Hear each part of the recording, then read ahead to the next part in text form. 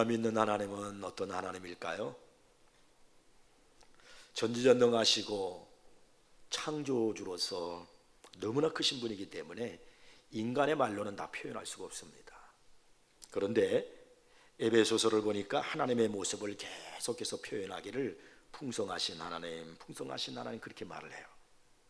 그 기업의 영광에 풍성하신 하나님, 긍휼이 풍성하신 하나님, 그 은혜의 지극히 풍성하신 하나님, 측량할 수 없는 그리도의 풍성하신 하나님, 그의 영광의 풍성함을 따라 이렇게 에베소서에 보니까 계속해서 우리 하나님을 풍성하신 하나님이다 이렇게 말씀하고 있습니다. 하나님은요 모든 것이 다 풍성하십니다. 전혀 부족함이 없고 전혀 모자람이 없으시고요 넘치시고 충만하고 풍성하신 하나님이십니다. 그래서 요한복음 10장 10절에 보면 예수님은요 내가 온 것은 양으로 생명을 얻게 하고 더 풍성히 얻게 하려 하라는 것이라 이렇게 말씀하셨어요. 모든 것이 풍성하신 하나님께서 당신의 자녀에게도요 은혜도 풍성히 주시고 축복도 사랑도 긍휼도 인자도 풍성하게 내려주십니다. 문제는 내가 그 약속을 단순하게 믿는 데 있는 거예요. 수년 전에 로버트 풀검이라고 하는 사람이 있었는데 내가 정말 알아야 할 것은 유치원에서 배웠다라는 그런 긴 제목의 책이 있었습니다. 그 책에서 강조하는 내용은 간단해요. 인생을 어떻게 살 것인가, 무엇을 할 것인가, 어떻게 존재할 것인가 라고 하는 그 모든 문제의 해답은 고급적인 지식에 있는 것이 아니라 단순한 지식에 있다 이렇게 말해요. 인생에서 성공한 사람들을 보라. 그들은 대단한 지식이 있어서 성공했다기보다는 매우 단순한 몇 가지 진리를 붙들고 살았기 때문에 성공했다 그렇게 말합니다. 예를 들어서 이렇게 말해요. 남의 마음을 상하게 했을 때는 미안하다고 하라. 당연한 거예요. 다른 사람의 마음을 상처를 줬다면 미안하다고 말하는 것이 인격을 가진 우리들이 해야 할 일이 아니겠습니까? 근데 사실 사람들은 그런데도 그 말을 잘 하지 않습니다. 그러나 성공한 사람들의 공통적인 특징은 잘못을 시인할 줄 아는 용기를 가지고 있는 사람이었다는 거예요. 미안하다는 그 말 한마디를 잘해서 성공의 길로 이끌어갔다 그렇게 말하고 있습니다. 밖에 나가서는 차 조심하라. 당연한 거예요. 간단한 거예요. 너무나 단순한 거 아니겠어요? 그런데 여러분 어느 때는 이 단순한 말 한마디가 도서관에 가득한 지식보다 더 귀할 때가 있다는 이야기입니다. 학교가 여러 개가 있고 무려 5개 국어에 능통한 사람이 있었습니다. 그래서 국가연구기관에서 그를 불러가지고 중요한 직책을 그에게 맡기는 발령도 받았습니다. 근데 그가 어느 날 그만 횡단보도를 그냥 무단횡단하다가 교통사고로 죽고 말았습니다. 이 사람에게는 박사학위가 많이 있는 것보다도요 5개 국어를 능통하게 하는 것보다 밖에 나가서 차 조심하라 하는 그 말 한마디가 더 중요한 진리였단 말입니다. 성공은 단순한 지식에 있다. 저는 이 말을 이렇게 영적으로 바꾸고 싶습니다. 신앙생활의 성공은 단순한 믿음에 있다. 풍요한 삶의 축복은 단순한 신앙에 있다. 오늘 본문을 보면은 선지자 제자 중에 한 아내에 대한 이야기입니다. 모든 먹을 것과 입을 것을 하나님께 다 맡기고 하나님을 경외하던 한 선지자 제자가 그만 죽어버렸습니다. 이 선지자 제자는 믿음으로 살아왔지만 전혀 돈을 벌지 못하면서 병을 앓다가 죽는 바람에 가족들이 다 빚을 지게 되었습니다. 병을 고치기 위해서 돈을 빌렸는지 아니면은 흉년 동안 먹을 것이 없어서 양식을 빌렸는지 알 수는 없지만은 빚쟁이가 이 선지자 두 아들을 종으로 데려가겠다는 그런 통보를 한 것입니다. 그야말로 이 여인에게는 최후의 상황이었습니다. 최악의 고통이었습니다. 그렇지 않아도 하루하루를 믿음으로 힘들게 살아가고 있는데 갑자기 감당하지 못할 요구 조건이 생기면서 아들이나 자신의 종으로 팔려갈 수밖에 없게 된 것입니다. 이럴 때 우리가 할 수 있는 일이 무엇이겠어요? 그러나 결론적으로 말해서 그녀는요 기쁘고 즐거운 인생의 상태로 변화가 되었다는 거예요. 최악의 상황에서 풍성한 축복의 삶으로 변화가 되었다는 것입니다. 도대체 어떻게 이런 극적인 변화가 일어나게 되었을까요? 그 비밀이 무엇입니까? 그것은 한마디로 단순함이었습니다. 단순한 그 여인의 믿음이 있었다는 거예요. 오늘 성경에서 우리에게 말씀하고 있는 그 여인의 단순한 믿음의 내용이 무엇인가? 우리가 살펴보기를 원합니다. 첫째가 뭐냐면은 선지자를 찾아갔다는 거예요. 어려움에 직면한 이 여인은요, 낙심하거나 인간의 방법으로 생각하지 않고 그의 자신의 어려운 문제를 그냥 안고 선지자를 찾아갔습니다. 그 당시 선지자였던 엘리사에게 찾아가서 나에게 이런 어려운 문제가 있습니다. 지금 빚이 많아서 내 두 아들이 그리고 나까지도 노예로 종으로 팔려가게 되었습니다. 지금 우리가 어떻게 했으면 좋겠습니까? 이렇게 자기의 사정을 선지자에게 찾아가서 다 그냥 얘기를 했습니다. 이때 이 엘리사가 그 이야기를 듣고 뭐라고 말을 합니까? 내가 너를 위하여 어떻게 하랴 그랬어요. 엘리사가 이 여인을 위해서 해줄 수 있는 것은 아무것도 없습니다. 왜냐하면 엘리사는 가지고 있는 돈이 없었기 때문입니다. 그러나 이 질문을 할 때 이미 하나님은 엘리사의 마음속에 영감을 주셨습니다. 엘리사가 그 여인의 딱한 처지를 듣고 있을 때 벌써 그의 마음속에는 하나님의 음성이 들리고 있는 겁니다. 이 여인이 엘리사에게 찾아가서 자신의 딱한 저장을 얘기했다라고 하는 것은 인간 엘리사에게 찾아간 것이 아니라 하나님을 찾아간 거예요. 하나님은 그 소리를 듣자마자 엘리사의 마음속에 흘러넘치는 영감을 주신 거예요. 어떤 분은 말하기를 아기가 우는 소리만 들어도 엄마의 젖은 넘쳐 흐른다는 그런 말을 했어요. 하나님의 자녀인 우리가 하나님을 찾기만 해도 이미 하나님의 응답의 축복은 넘쳐 흐르고 있는 겁니다. 12년 동안 혈루증으로 고생하던 한 여인이 예수님의 옷자락을 만지자마자 자동적으로 그분의 몸에서 능력이 흘러나가지고 그 여인의 혈루병이 한순간에 깨끗하게 치료받았습니다. 하나님은 항상 당신을 찾는 자들에게 흘러넘치는 응답을 주셔요. 하나님은 당신을 찾는 자들에게 응답 주실 것을 이미 예비하시고 준비하시고 당신의 자녀들을 도와주신다는 사실을 잊지 마십시오. 우리 하나님은 아모스도 5장 4절에서 이렇게 말씀했습니다. 너희는 나를 찾으라 그리하면 살리라. 그리고 이어서 6절에서는 또 이렇게 말씀합니다. 너희는 여호와를 찾으라 그리하면 살리라. 성경은 계속해서 말씀하기를 하나님을 찾으라는 거예요. 그러면 살아난다는 겁니다. 살 길이 열린다는 겁니다. 여러분 단순하게 믿으십시오. 잠언서 16장 20절에서는요 삶과 말씀에 주의하는 자는 좋은 것을 얻나니 여호와를 의지하는 자는 복이 있느니라고 말씀하십니다. 성경을 보면은 어려움이 왔을 때 절망하지 아니하고 하나님을 찾음으로 오히려 자신의 인생의 전화유복을 맞이한 사람들의 이야기가 많이 기록되어 있습니다. 한나라고 하는 여인은 하나님께로부터 참 사랑을 많이 받은 그런 여인이었습니다. 근데 그의 인생에 문제가 있었어요. 자식을 낳지 못했습니다. 그러다 보니까 그의 남편 엘가나가 첩을 두었어요. 이 첩은요 분일나라는 첩인데 한나가 자식을 낳지 못한다는 그 사실을 두고서 얼마나 한나를 업심여기고 괴롭혔는지 모릅니다. 그러나 이 한나는 이 어려운 문제를 지혜롭게 잘 믿음으로 풀어나갔습니다. 첩을 둔 남편을 원망하지도 않았고요, 또 첩과도 싸우지도 않았습니다. 오히려 자신이 갖고 있는 자녀를 낳지 못하는 그 아픔을, 그 고통을, 첩으로부터 멸시를 받는 그 아픔을 말해요, 그걸 끌어안고 하나님의 성전으로 나아가서 하나님을 찾았습니다. 그리고 자신의 문제를 하나님 앞에 토해 놓았습니다. 그랬더니 여러분 전화유복이 되었어요. 하나님은 이 남편으로 하여금 한나를 더 많이 사랑하게 해주셨어요. 그리고 하나님께서는요 그 이후로요 사무엘이라는 귀한 아들을 주셨습니다. 한나는 어려운 시험을 당할 때, 자기에게 문제가 왔을 때, 자기 인생에 고통이 왔을 때 그것을 하나님을 찾아감으로 말미암아 그 문제를 해결했단 말이에요. 유다 나라에 시스기야 왕이 있는데 그 시스기야 왕 때 나라가 큰 위기를 당했습니다. 저 아수르 나라 사네립이라는 사람이 18만 5천 명의 대군을 이끌고 이스라엘을 쳐들어왔어요. 이제 예루살렘 성을 완전히 함락하기 일보 직전이었습니다. 나라가 함락되기 위기의 순간이었습니다. 그때 이 시스기야 왕이 무엇을 했냐면 하나님을 찾았어요. 가장 먼저 그는요 사람의 도움을 찾거나 이웃 나라에 어떤 요청을 한 게 아닙니다. 하나님의 선지자 이사야를 찾아갔어요. 그리고 그 이사야 선지자와 함께 성전에 올라가서 하나님을 찾는 거예요. 하나님 앞에 기도하기 시작하고 하나님의 도움을 구한 겁니다. 그때 하나님께서 천사를 보내가지고요 그 위기에서 이 나라를 구해줬습니다. 나라를 구한 것은 바로 하나님을 찾음으로 해결된 겁니다. 요셉, 다니엘, 에스더 모두 다 마찬가지예요. 이들 모두는 어려운 일이 있었지만은요 하나님을 찾음으로 모두가 다 해결을 받은 사람들입니다. 오늘 본문의 이 여인 역시 자신의 어려움을 나쁘게 해석하거나 자신이 세상에서 제일 불행하다고 생각하고서 비관적으로 살아갔다면요, 이 여인은 영영 건질 수 없는 실패의 인생이 되고 말았을 겁니다. 그러나 이 여인은 그렇게 생각하지 않았어요. 자신의 문제를, 자신의 아픔을 가지고요, 하나님을 찾아갔단 말이에요. 그리고 하나님의 도우심을 바랬습니다. 그랬더니 하나님이 해결해 주셨습니다. 오늘 말씀 듣는 여러분 가운데 어려움이 왔습니까? 문제가 생겼습니까?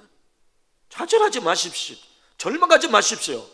한숨 내쉬지 말고 하나님을 찾으시기를 바랍니다. 하나님은 여러분을 도와주십니다.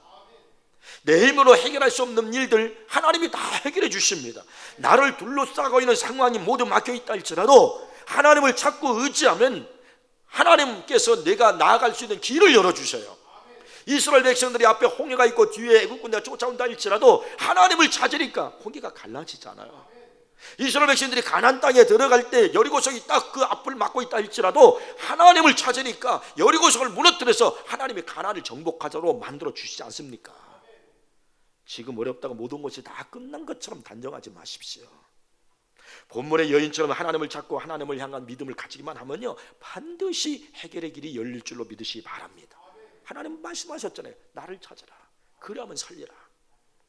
거짓이 없으신 하나님, 전지전능하시고 약속하신 바를 반드시 이루시는 그 하나님 말씀합니다. 나를 찾으라. 그리하면 너희가 살리라. 여러분이 찾으면 여러분의 가정이 살아요. 여러분이 한국에 있는 우리 크리스찬들이 하나님을 모두가 다 찾으면요, 이 나라가 살 줄로 믿으시기 바랍니다. 살 길은 하나밖에 없어요. 단순하게 믿으세요. 하나님을 찾으면 됩니다. 지금은 하나님을 찾을 때요. 두 번째는요, 그릇을 준비하는 거예요. 엘리사는 여인에게 이렇게 묻습니다. 내 집에 무엇이 있는지 내게 말하라. 이것은 대단히 중요한 질문이에요. 만약 엘리사가 과부에게 너희 집에 없는 것이 무엇이냐 이렇게 물었다면 이 과부는 이것저것 없는 거 다 얘기했을 거예요. 그러나 선지자는요, 없는 것이 아니라 있는 것을 말하라고 그랬어요. 그랬더니 자기 집에 그릇에 한 그릇에 기름이 있다고 이렇게 말을 했습니다. 우리가 없는 것을 말하기 시작하면 한두 끝도 없습니다. 하나님은 없는 것이 아니라 있는 것을 생각해 보라고 그랬습니다. 그러면 아직도 하나님이 내게 주신 것들이 떠오르기 시작해요. 없는 것을 말하기 시작하면 불평, 원망이 한없이 나와요. 내가 부족하다는 것이 한없이 나와요. 그러나 있는 것을 생각하기 시작하면 하나님께서 내게 주신 은혜들이, 사랑들이 한없이 떠올라요. 그래서 감격이 되고 찬양이 되는 겁니다. 이어서 엘리사가 다시 무엇이라고 말하느냐면요, 이르되 너는 밖에 나가서 모든 이웃에게 그릇을 빌리라. 빈 그릇을 빌리되 조금 빌리지 말고 했습니다. 하나님은 그릇을 빌리라는 거예요. 그런데 그릇을 빌리는데 조금 빌리지 말고 할 수 있는 한 많이 빌리라고 이렇게 말을 했습니다. 왜냐하면 하나님은 그릇이 준비된 만큼 채워주시는 분이기 때문입니다. 그러므로 여러분, 우리가 잊지 말아야 할 것은 그릇 준비하는 것이 먼저입니다. 여기 그릇을 준비한다는 것이 무엇일까요? 그릇 자체는 아무 의미가 없습니다. 그릇은 빈 공간을 활용한다는 데 의의가 있습니다. 빈 공간을 무엇인가 채우겠다, 그런 말, 그게 그릇이에요. 그러니까 밥그릇 하면 밥을 채우겠다는 거고, 물그릇 그러면 물을 채우겠다는 것입니다. 내가 무엇으로 채워지기를 기대하는 바가 있는 그것이 그릇입니다. 그러므로 우리는 하나님 앞에 나올 때 항상 기대하는 마음을 가지고 오셔야 돼요. 여러분 교회에 올 때, 예배드리러 올 때 항상 내가 하나님께서 내게 어떤 은혜를 주실까, 내 삶 속에서 하나님이 어떤 축복을 주실까 기대하면서 오시기를 바랍니다. 그러면요, 하나님께서 채워주셔요. 근데 결핍의 문제에 빠져있는 사람들이 있어요. 그 사람과 대화를 나누다 보면은요, 그들은 자신이 뭘 기대하고 인생을 살아가는지도 몰라요. 기대하는 바도 없고 또 기대하지도 않습니다. 그러면서 그의 입에서 나오는 말은 계속해서 막연하게 어렵다, 힘들다, 죽고 싶다, 그런 말만 하는 거예요. 우리가 하나님 앞에서 풍성한 기도 응답의 삶을 살려고 한다면 우리는 먼저 우리가 무엇을 기대하는지를 확실히 재점검할 필요가 있습니다. 예수님께서 소경 바디메오를 고쳐주실 때 뭐라고 그러시느냐면 이렇게 물으셨어요. 내게 무엇하여 주기를 원하느냐? 그 당연한 거 아니에요? 앞을 못 보는 소경이 소원이 뭐예요? 보는 거잖아요. 근데 예수님은 그 소경에게 내가 내게 무엇하여 주기를 원하느냐 그렇게 물었어요. 왜 당연한 질문을 하셨을까요? 그것은요, 그 소경으로 하여금 스스로 기대하는 그릇을 준비하게 하기 위해서입니다. 나는 보기를 원합니다. 나는 자신의 기대를 예수님께 갖고 그 그릇을 준비하기를 원하기 위해서 주님이 지금 그 질문을 하는 거예요. 그래서 이 소경이 내가 보기를 원합니다. 기대하면서 예수님을 향하여 기대하면서 믿음의 그릇을 갖고 그가 준비해 나갔을 때 주님이 그렇게 말씀했어요. 내 믿음대로 될지어다. 그 순간 그의 눈이 열린 겁니다. 사도행전 3장에 보면요, 남은서부터 걷지 못하는 사람에 대한 이야기가 나와요. 이 사람은요, 성전 미문에 앉아가지고 길을 오고 가는 사람들에게 손을 내밀어서 구걸하는 거린이었습니다. 왜? 남은서부터 걷지를 못하는 불구자였기 때문에요. 근데 어느 날 제9시 기도 시간에 베드로 요한이 성전으로 기도하러 올라가고 있었는데 이 사람이 역시 손을 내밀어 베드로 요한에게 무엇을 얻을까 하면서 구걸을 하는 것입니다. 그때 이 베드로가 이 남에서 걷지 못하는 이 사람을 향해서 주목하며 하는 말이 이렇게 말합니다. 은과 금은 내게 없거니와 내게 있는 것으로 내게 주노니 나사렛 예수 그리스도 이름으로 걸으라 그랬습니다. 물론 베드로에게 은과 금은 없겠죠.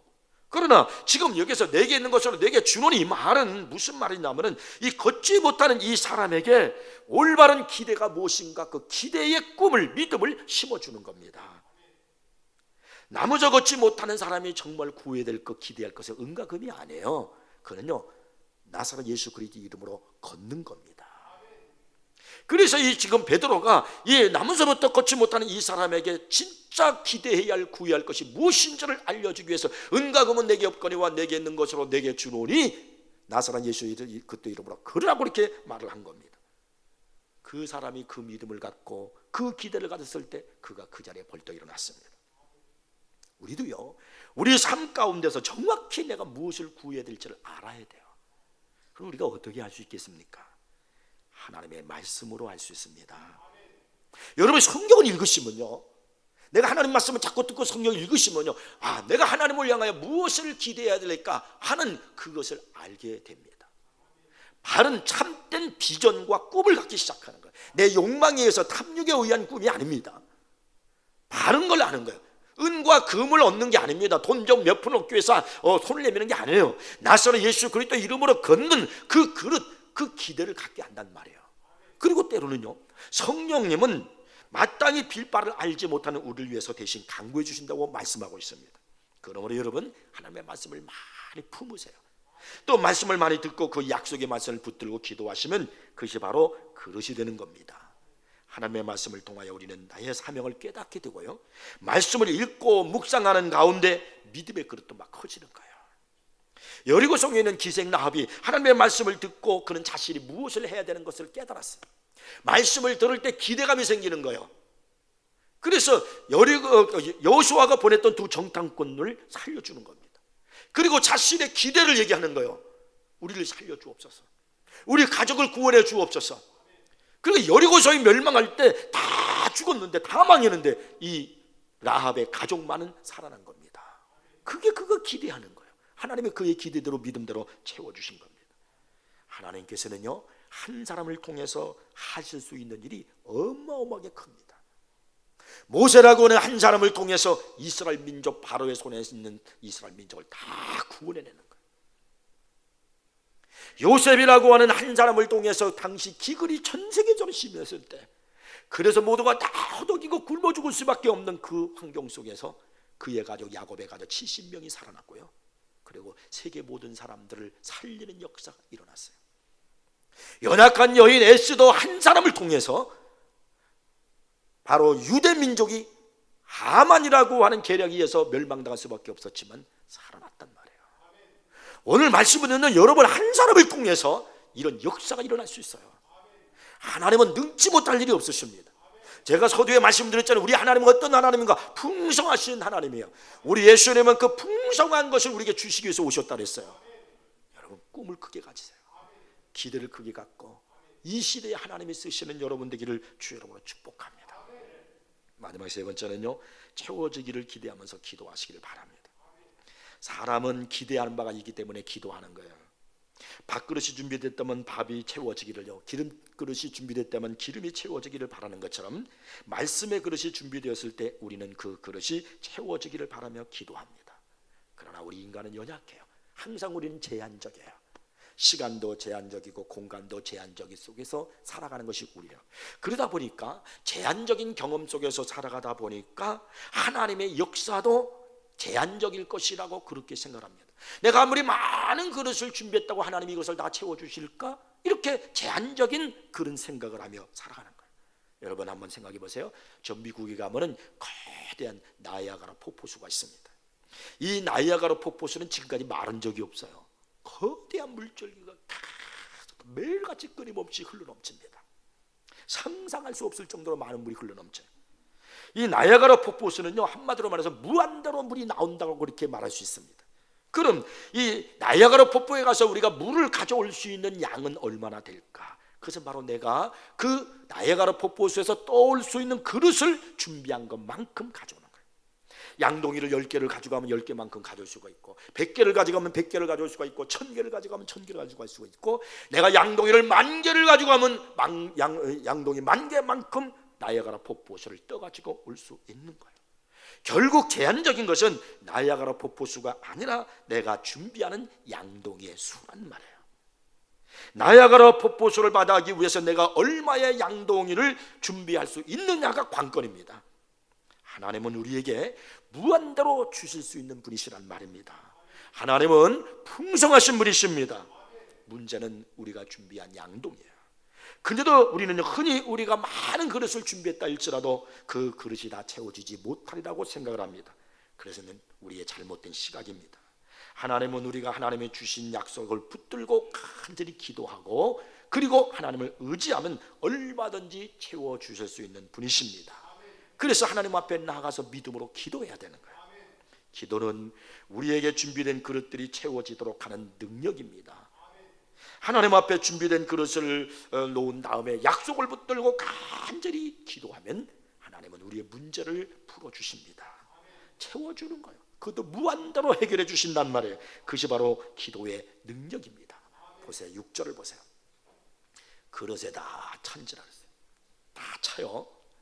여인이 아들에게 이르되 또 그릇을 내게로 가져오라 하니 아들이 이르되 나는 그릇이 아들이 이르되 다른 그릇이 없나이다 하니 기름이 곧 그쳤더라. 엘리사는 여인에게 빈 그릇을 빌되 조금 빌리지 말고 많이 빌리라고 그랬거든. 그 여인이 아마 많이 빌려왔던 것 같아요. 그래서 모든 그릇에다가 기름을 따르는 거예요. 한 그릇밖에 기름이 없었는데 이상하게 따르면 또 나오고 이상하게 따르면 또 나오고 계속 끊임없이 나오는 거예요. 그래서 아들이 이제 그릇이 없어요 그랬더니 기름이 딱 그쳤다는 거예요. 여기서 여러분 우리가 무엇을 할 수 있습니까? 제한적으로 작용하는 것은 기름이 아니라 그릇이었다는 거예요. 만일 이 여인이 그때보다 더 많은 그릇을 준비했다면 더 많은 기름을 얻었을 것입니다. 기름은 준비된 그릇만큼 채워졌기 때문입니다. 그렇다면 풍성한 기도 응답을 경험한 사람들이란 어떤 사람들일까요? 그만큼 많이 기도한 사람이라는 말입니다.